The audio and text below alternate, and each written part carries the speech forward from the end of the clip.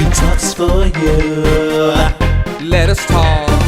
Okay, so we have modern family, we have brothers and sisters, but then, you know, you hear these politicians, like, they were spewing some hate stuff that was unbelievable. If I'm a teenager hearing that, it's really, that's kind of like really serious stuff, and it makes me feel like a second-class citizen. I grew up in Florida. I mentioned there was this lady who used to sell orange juice. You might remember her name. Anita Bryant, right? Yes. And she did this huge campaign, first in Miami, then statewide. And I remember when I came out to my mother at 16, like, I knew that it was bad. I knew that I was, you know, somehow wrong. And where did I get that idea? I got it, not just from her, but from the climate, right? That it was okay for her to say nobody else said anything in response, so it must have been right. So kids getting physically bullied or bullied on the internet, they've got nobody at home they think they can talk to. Exactly. And then all the other messages out there. Exactly. Now it's not like that anymore. This is one of the important changes, and it's not just because of the internet, but there are people they can look at on television. There are at least some messages out there. Even a kid in Idaho or Iowa, they're going to get, right? But it's still very tough. I just hear so much violence against gay LGBT people coming out now. Is it because we're so out there, we're so upfront, and we're fighting for our rights and stuff?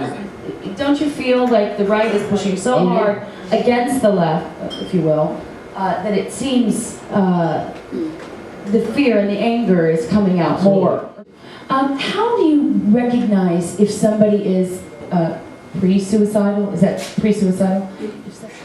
Decreased emphasis on self-care. You know, if you notice them being messier or not caring. Showering and stuff like that. Yeah, if they're no longer enjoying their the hobbies or being out with friends, and they start articulating that. Sometimes you could just sort of feel it in the room, something's not right. Gay people have been killing themselves, sadly, a long time, but it's been in the press a lot lately. And so there's this issue of what they call contagion. I'm not sure if this is something where it's in the press, there's a sort of memorialization of it, and it, in an odd way, it encourages, there's a fear that could encourage some other gay kids who see that and see the kind of recognition that it gets. It's very important as we talk about this to not sort of talk about it in a way that kind of lionizes the person who committed suicide, but recognizes it and really tries to explore the roots of it without glorifying. I'm from Boston. I thought you were from Florida. Yeah, right. I'm from Florida, but I lived in Boston, so I'm about to say something. We're trying to, you know, I'm about to say something about the New York Yankees, so I'm just going to qualify it by saying I'm a huge Red Sox fan. But the Yankees actually did something decent a few weeks ago, which for me is really hard to admit. So the New York Yankees have this, like, there's a section where they sing, you know, the YMCA song, and there's this whole group of guys that was doing "Why Are You Gay?" when doing that song, and they caught it on YouTube, they sent it to GLAAD, and we were about to go out and do what we call a call to action on the New York Yankees to contact them, but we always, before we go out after somebody, we call them first, and you know that like in 2 hours, the management of the New York Yankees, they changed the policy, and they now agree they will now evict fans at the games for homophobic comments. Now, they used to do it for other things, but now they will do it for homophobic comments. We can clap the New York Yankees once. But to your point, is where does it come from? Your parents. It doesn't just come from parents. It comes from all these like social institutions. You know, guys getting together at a game, drinking beer, and we can all tell this to each other, right? Because there's no gay people around, right?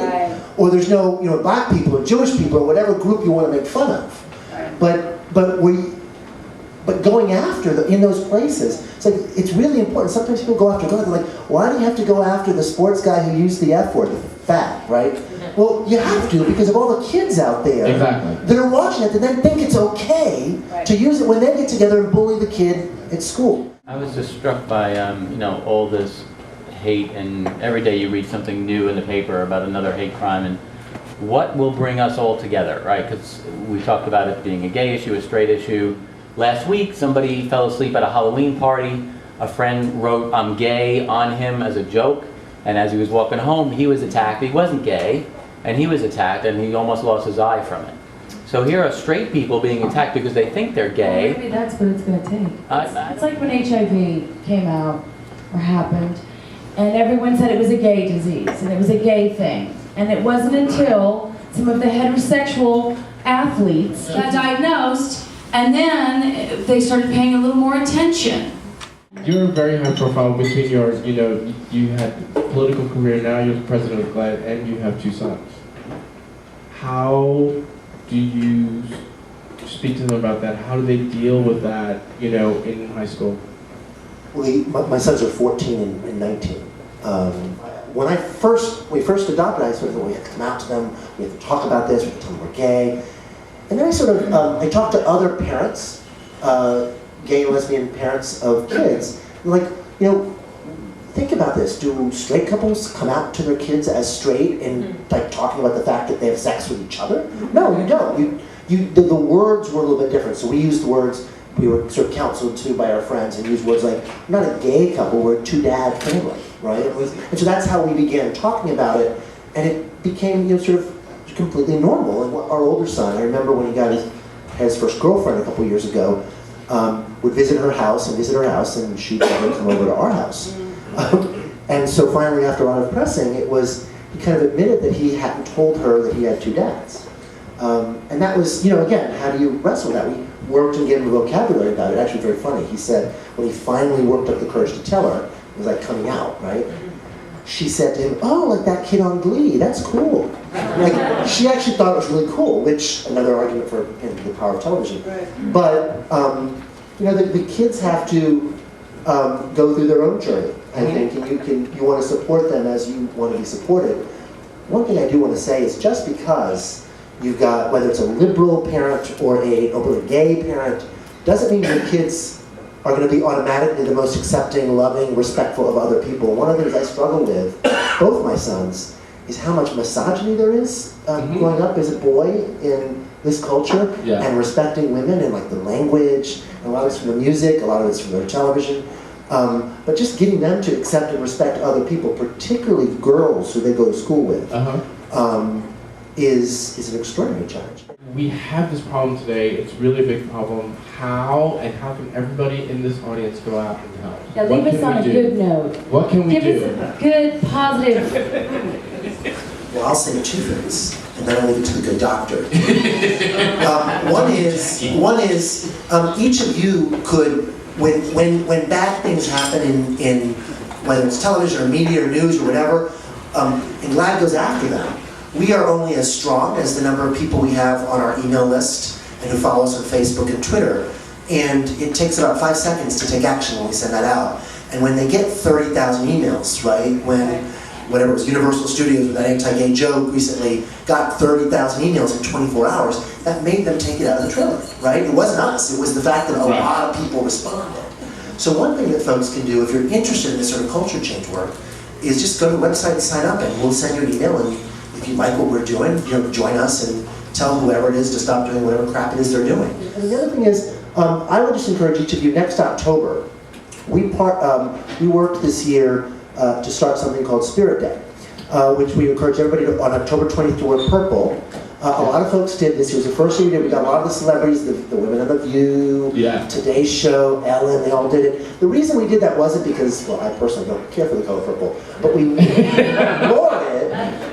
We wore it because the idea was to send a message to kids out there, in particular kids who don't think there's anybody in their lives that they can talk to because nobody around them knows gay people or respects gay people or likes gay people. Right. By wearing purple, there are people out there that you can reach out to, sending a message. So next October, when you hear about that, join us and spread that message to them. And Doctor, what can we do? If you could just educate someone, one person a day or 2 people a day, if you hear a comment that sounds lacking in tolerance.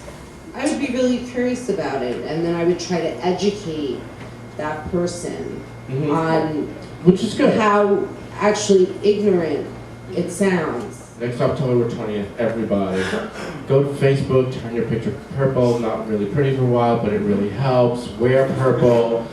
Talk to your media, right? And we can write to NBC and all of our media to really kind of get accepted media out there and shows that are really good for the LGBT community, right? And also talk to people. Thank you so much, both of you. Please, everybody, Jarrett Barrios and Dr. Qtalk's for you. Let us talk. Politics, religion, the times that we live in, subject driven, so Qtalk's a given.